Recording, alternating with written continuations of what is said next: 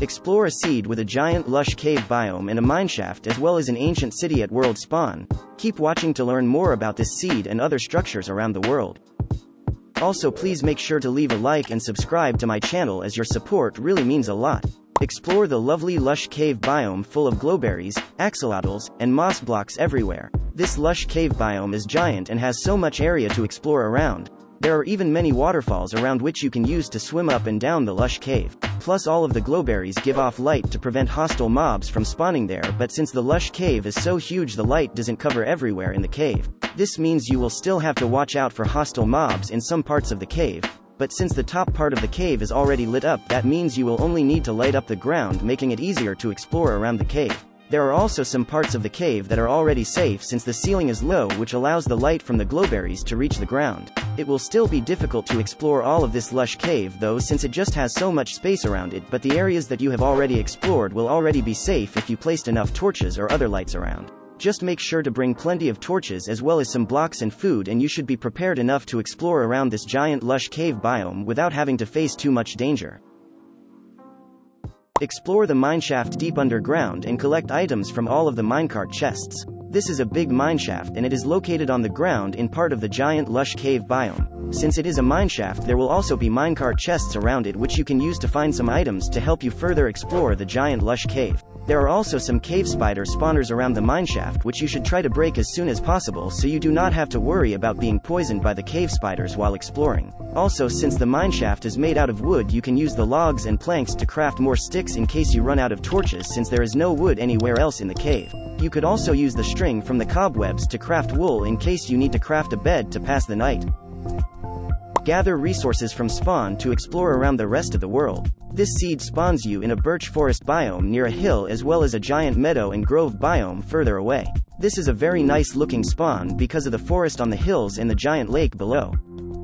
Try not to make too much noise or else you'll have to watch out for the warden in the ancient city. This ancient city is located under a mountain near spawn, which means you don't have to travel very far to explore this ancient city. There are also a lot of treasure rooms around this ancient city, which means there are plenty of chests which all contain very valuable items from the ancient city. But you will have to be very careful when walking around, since any movement could set off the skulk sensors and summon a warden. The best way to explore around the ancient city is to either sneak around the entire place or place wool where you walk, since wool prevents skulk sensors from noticing any sort of movement. The ancient city is a very risky but rewarding place since the chests have very good items such as enchanted golden apples and enchanted diamond armor, but even opening a chest could risk you accidentally summoning a warden. This is why you should only explore the ancient city once you are prepared with enough wool and have a good plan to move around the ancient city without activating any of the skulk sensors.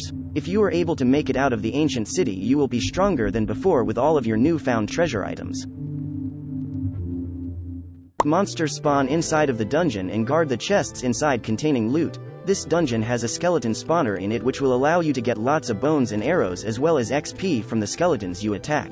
There are also 2 chests in the dungeon which have some useful items like iron ingots, seeds, gunpowder, string, and even an other side music disc. Since this dungeon is mostly enclosed, it would be a perfect dungeon to convert into a small skeleton XP farm to collect items. The dungeon also has a small tunnel in it which leads to a lush and dripstone cave above as well as another ancient city located below the dungeon. This dungeon is surrounded by all 3 different cave biomes, which gives you plenty of variety of caves to explore around the dungeon. Since the dungeon is so close to an ancient city, you can lure the skeletons to the skulk catalyst so their experience can be stored in the form of skulk blocks when you attack the skeletons near a skulk catalyst. This would be useful for storing a lot of XP inside of skulk blocks, which you can easily come back and destroy the skulk to collect all of the XP.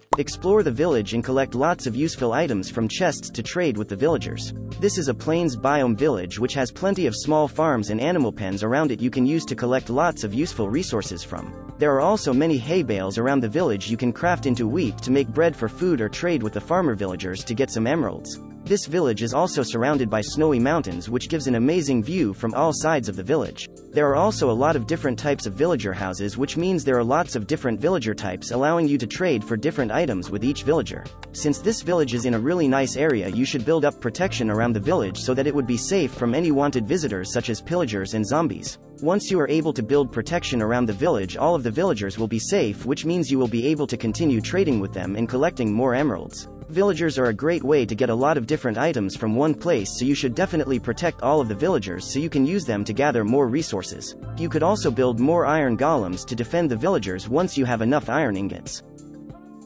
Defeat the Pillager captain inside the outpost to get Bad Omen and start a raid at a village. This Pillager Outpost is located in a grove biome with a giant frozen peaks mountain biome all around the outpost. The pillagers have a great view of all the snow and ice around the giant mountains near their outpost. The chest in the outpost has some items like crops, logs, and arrows which you can use to shoot from a crossbow. You can attack the pillagers to try and get one of their crossbows, or you can use the resources from the outpost to craft a new crossbow. Look out for the pillager with a banner on its head, which is the pillager that gives you the Bad Omen effect, which you may or may not want to get. There is also a mega taiga biome near the outpost with lots of tall spruce trees and podzol blocks.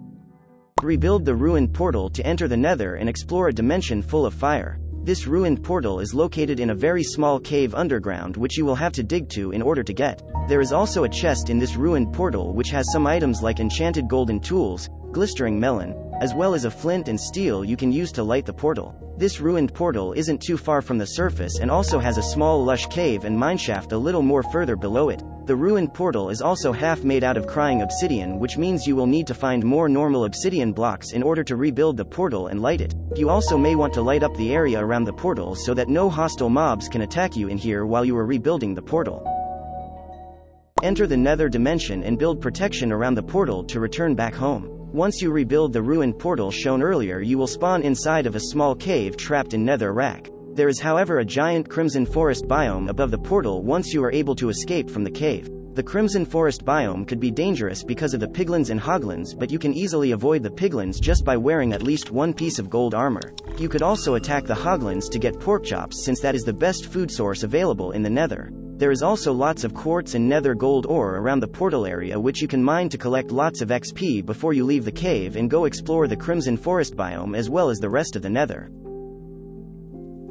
Watch out for the blazes and wither skeletons that walk the halls of the fiery Nether Fortress. This Nether Fortress is located inside of a basalt deltas biome and has a lot of lava and magma blocks around it. Part of the fortress is inside all of the nether rack terrain, which makes it a bit safer since you don't need to worry about falling into the lava. But you should be very careful not to fall out of the fortress in the part of it that is over a giant lava ocean. Also, since part of this Nether Fortress is in a basalt deltas biome, that means you will have to deal with all of the magma cubes that spawn in the biome, which can make exploring around the fortress more difficult. Since some parts of the fortress are surrounded by nether rack, you can easily block off entire sections of the fortress, which you should use to your advantage once you know you have finished exploring one part of the fortress. In the areas that are more open, you will also have to watch out for ghasts since they can spawn and fly around in areas with a lot of open space. You will definitely want to bring a bow and arrows to deal with all of the blazes and ghasts in the Nether Fortress, as well as some fire resistance potions so that the fire and lava won't be able to damage you either.